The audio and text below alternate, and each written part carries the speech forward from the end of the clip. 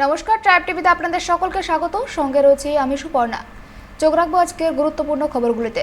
হাওড়ায় ফের বিদ্যুৎপৃষ্ট হয়ে মৃত্যু, এবার উলবেড়িয়ায়। কারখানা থেকে বাড়ি ফেরার পথে ছেঁড়া তারে বিদ্যুৎপৃষ্ট হয়ে মৃত্যু হলো সাইকেল আরোহী এক যুবকের।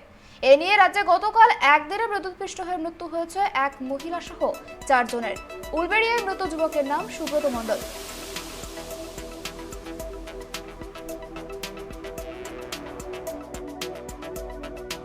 যে বৃষ্টি হচ্ছিল খুব, সেই অবস্থায় সুব্রত মণ্ডল কাজ থেকে বাড়ি ফিরছিল সাইকেলে করে। কোথায় কাজ করো? ধুলো করে প্লাস্টিক কারখানায় কাজ করে। হ্যাঁ, তো ফিরছিল, রাস্তার উপর তার ছিঁড়ে পড়ে আছে, খেয়াল করেনি, সেই তারে জড়িয়ে সাইডে পড়েছিল। তারপর আমরা যখন কোনো লাইট নেই, অন্ধকার হয়ে আছে, এবারে আমরা দেখলাম যে বাইক নিয়ে আসছিলাম পিছনে, তারপরে দেখলাম যে একজন ওখানে পড়ে আছে। সাইড থেকে এসে আরও লোকজন ডাকাডাকি করতে নেম ফেলার পর আমরা তুলে দেখি যে সুব্রত মণ্ডল আমাদেরই কাকার ছেলে।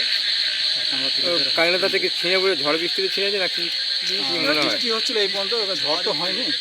তারে বিভিন্ন জায়গায় হচ্ছে যে এক একটা লাইনে 4-5টা করে জয়েন্ট আছে এবং কোনো হচ্ছে সেফটি গার্ড নেই। আচ্ছা, তো সেফটি গার্ড যদি থাকতো হয়তো আজকে এই দুর্ঘটনা।